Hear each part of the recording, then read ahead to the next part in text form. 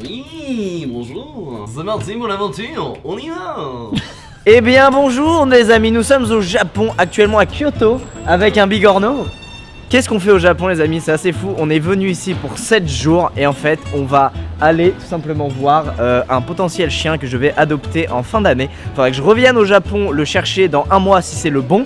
On le voit demain. On a décidé d'adopter tous les deux. Mon bébé, depuis le temps que t'attends ce bébé. On a décidé de ça et ce sera un beau chien. Alors pourquoi je vais jusqu'au Japon pour adopter un chien? La question est très légitime. Parce que je vais adopter un Shiba Inu. Un Shiba Inu c'est une race de chien japonaise. Et il y a beaucoup d'élevages en France, mais j'ai pas hyper confiance. Bref, j'ai vécu des expériences qui font que j'ai pas confiance à 100%. Et je me disais, quitte à avoir un chien japonais, pourquoi ne pas l'adopter dans son pays d'origine, à savoir directement au Japon. Je suis passé par un organisme qui a cherché dans des élevages au Japon pour moi, un truc hyper sérieux, hyper clean. Ils ont trouvé un élevage, j'ai reçu plein de vidéos là, ces 4 dernières semaines, je bavais littéralement devant. Vous avez maintenant autant hâte que nous. En attendant, aujourd'hui je vais te faire visiter un peu Kyoto. On va aller sur les traces de ce que j'ai fait avec mon frère et mon père. On va boire du saké non pasteurisé. Anecdote, quand on avait bu un verre chacun de saké, et ensuite on est allé dans un magasin à côté où on a chacun acheté une montre. Donc tu vas peut-être acheter une montre après. Ah why not? Bon. C'est vrai que j'en avais bien besoin. Allez, c'est parti pour visiter Kyoto.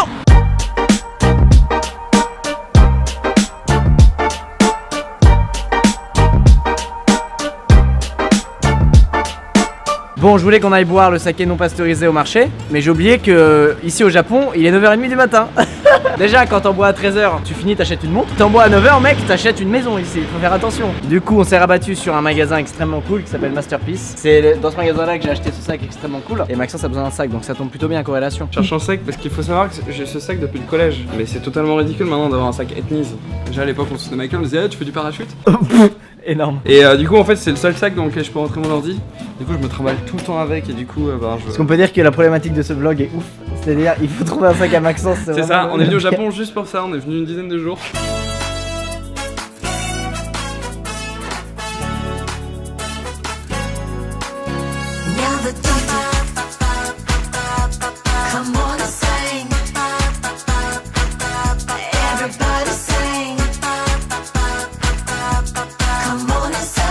Thank you so much. Bye. Thank you so much.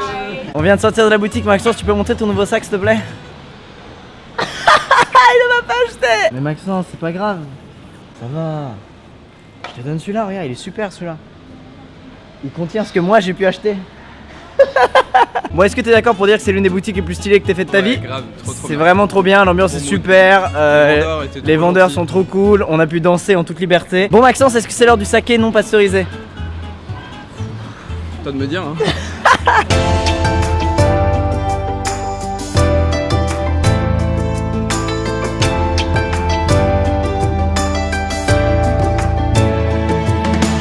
Les amis, nous venons d'arriver devant les shops. Ce que je vais faire goûter à Maxence, c'est ceci, c'est du saké non pasteurisé. C'est-à-dire qu'il est non pasteurisé, donc on peut pas le ramener dans notre pays puisqu'il doit être maintenu au froid. C'est du saké qu'on peut boire que ici au Japon. C'est vrai? Ouais. Je suis pas trop pour l'alcool non plus, mais je trouve qu'il y a vraiment un aspect culturel derrière. Tu m'assures que je tu vas pas vomir. je vais pas vomir. Non, là on boit juste pour goûter et pour découvrir un alcool Tu as vu à quel typique point je suis japonais. pas serein là. Mais t'inquiète pas.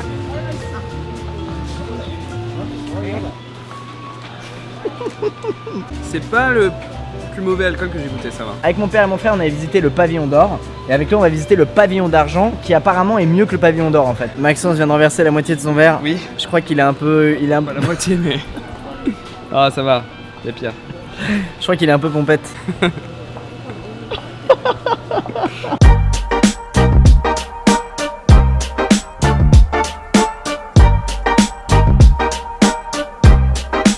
Nous sommes au pavillon d'argent. En japonais, Ginkakuji. Tu filmais pas le téléphone? On voit pas le téléphone? Non, t'inquiète. Ok. Tout comme au pavillon d'or, il y a un endroit où jeter une pièce et faire un vœu. Là, il faut pas viser dans un petit bocal, comme au pavillon d'or. Il faut viser sur cette pierre, juste ici. Je fais le vœu de... Bon, allez, on y va. Parti. Ok, donc le pavillon d'argent, il a été construit par Yoshimasa. Et en fait, c'est le grand-père de Yoshimasa, qui s'appelait Yoshimitsu, qui avait construit le pavillon d'or. Et donc le shogun Yoshimasa, il l'a fait pour rivaliser avec son grand-père. Et à la base, il devait être couvert de feuilles d'argent. Le fait est qu'il y a eu la guerre et que du coup, ça n'a pas abouti ce projet. Et que du coup, c'est le pavillon de base. C'est-à-dire qu'il n'y a ni or, ni argent, ni l'architecture typique japonaise traditionnelle, sans feuilles d'or qui recouvrent le truc. C'est ça. C'est pour ça que les Japonais ont plus tendance à préférer celui-là qu'à préférer celui qui est couvert de feuilles d'or.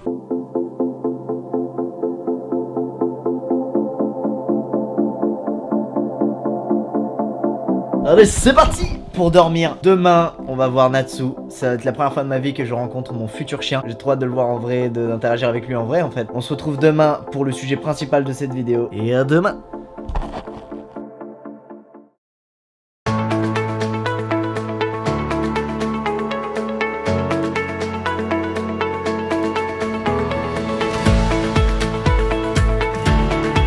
Eh bien le bonjour les amis, j'espère que la nuit était bonne pour vous, pour nous elle était très courte. On vient d'arriver à Fukui. Là on attend finalement la personne de l'organisme par lequel je passe pour adopter un chien au Japon. Elle va pas tarder à arriver, elle sera accompagnée d'une amie à moi japonaise, une locale qui m'avait invité au Japon même à un moment donné. En gros je parle anglais avec elle, elle traduit en japonais pour l'organisme qui gère le chien, bref. Il n'y a plus qu'à attendre. Est-ce qu'on n'a pas trop hâte de voir ce putain de chien? C'est grave. Alors, il est content, il a envie de voir. Les amis on vient d'arriver et il y a une cage en plein milieu avec Natsu dedans, c'est fou. Mec, j'ai trop envie de sortir. Hey! Comment tu vas? Comment tu vas?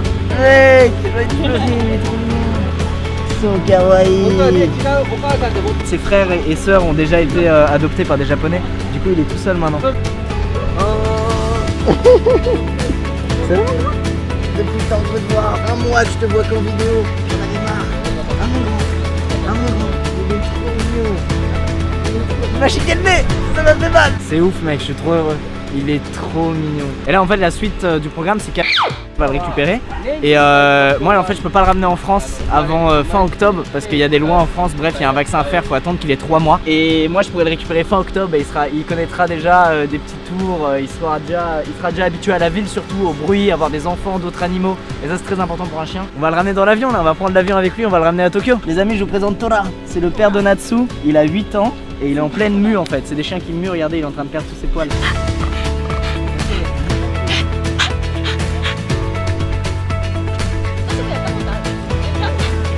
Hey Dali, on va bah oui beau gars. Les amis je vous présente la maman de Natsu.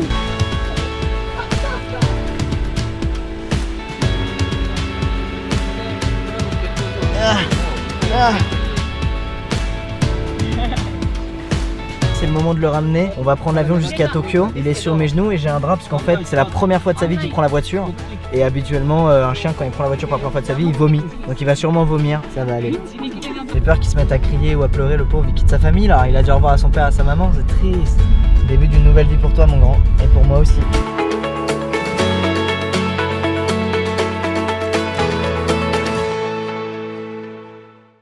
Et voilà les amis, c'est la fin de cette vidéo avec Natsu. Pourquoi ça se termine maintenant? Parce qu'en fait, à partir du moment où j'ai mis les pieds à Tokyo avec Natsu, je n'ai plus rien filmé. Voilà, j'ai fait que de profiter avec lui pendant les 5 jours où je pouvais le voir. Alors, je peux vous montrer quelques vidéos prises avec mon téléphone en vertical dégueulasse. Le premier jour, je suis allé me balader avec lui dans le quartier de Harajuku, qui était juste à côté de mon hôtel, même si ce détail est inutile. Alors, j'étais étonné de voir à quel point les Japonais sont fans des Shiba. Vraiment, ils s'arrêtent, ils veulent le caresser. Bon, ils te demandent avant, bien évidemment. Je veux dire, en France, quand tu balades ton chien, tout le monde s'en bat les couilles. Il a fait ses premiers pas dans une ville avec beaucoup de bruit et beaucoup de gens autour, mais il a plutôt bien réagi, donc c'est très bon signe. Et le troisième jour, je suis allé à Yokohama, et là c'est un espace rempli de parcs. Il a gambadé dans l'air, ça lui a rappelé, je pense, l'élevage d'où il venait. Il était hyper content, je l'avais jamais vu autant courir, autant se dépenser. Bon, du coup, il a dormi ensuite pendant 1 heure dans l'herbe, mais il était quand même heureux, hein, même dans son sommeil. C'était la dernière journée que je pouvais passer avec lui, c'était la meilleure de toutes. Je pouvais pas rêver mieux comme dernière journée. Et puis là, bah, j'en suis au même stade que vous. J'attends de pouvoir le revoir, tout simplement.